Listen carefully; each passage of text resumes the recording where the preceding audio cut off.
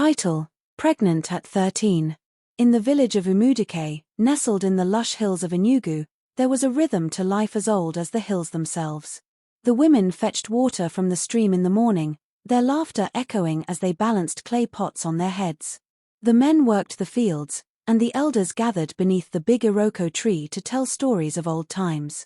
Children ran barefoot, playing games and listening to their parents, learning the traditions that had shaped their village for generations. In this village lived a young girl named Adaobi.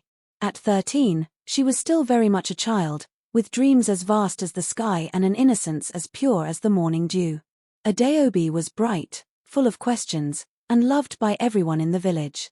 She often talked about her dream of becoming a teacher so she could bring knowledge back to her people.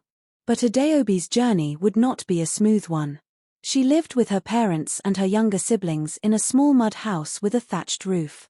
Life was hard but simple, and they shared a strong bond with each other. One rainy season, however, things began to change. Her father's distant cousin, known as Uncle Obinna, came to live with them. He was welcomed with open arms, and for Adaobi, he seemed like an older brother at first. One night, however, Obinna showed a side of himself that Adaobi had never seen. She was frightened, confused, and ashamed. Her young mind couldn't fully understand what was happening, nor could she find the words to explain it to anyone. Uncle Obinna had taken advantage of her, and though she tried to ignore the pain and sadness, the burden became heavier every day. As weeks turned into months, Adaobi noticed her body changing. She felt a sickness in the mornings and a heaviness in her heart that wouldn't go away.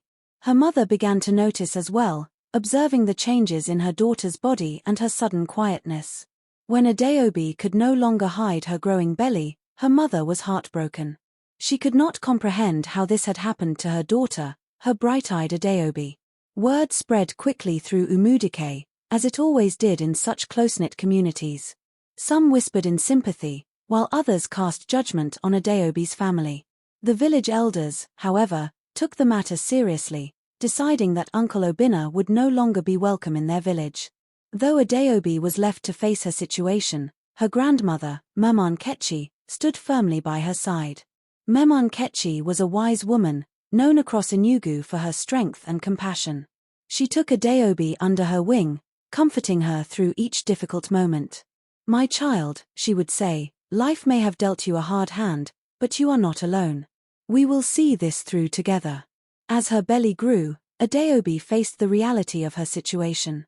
She was no longer just a young girl, she was about to become a mother. Mama Nkechi prepared her, teaching her about motherhood and telling her stories of strong women who had faced adversity and survived. Adaobi learned to draw strength from these stories, and slowly, the fear began to ease. Months later, on a cool night beneath a starlit sky, Adaobi gave birth to a baby girl. Mama Nkechi held the newborn with pride and love, naming her Amora, which means grace. Adaobi was frightened but determined.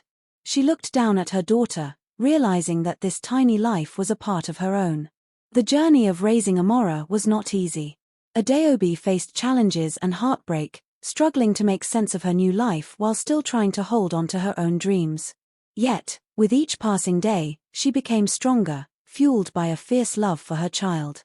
The villagers, seeing her resilience, began to support her.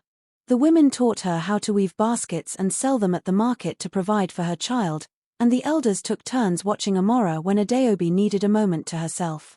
In time, Adaobi's story began to transform the village itself. Young girls and women came to her for advice, sharing their own fears and hardships, and Adaobi offered them comfort and guidance. She became a symbol of strength, a living reminder that courage could overcome even the heaviest burdens. Years passed, and Adaobi's dream of becoming a teacher was reignited. With the support of her family and community, she found a way to attend classes, learning late into the night while Amora slept by her side. Adaobi grew to become one of the village's first female teachers, returning to Umudike to teach other young girls about their worth and the power of their voices. Her story became a legend in the village, a tale told around the fires at night.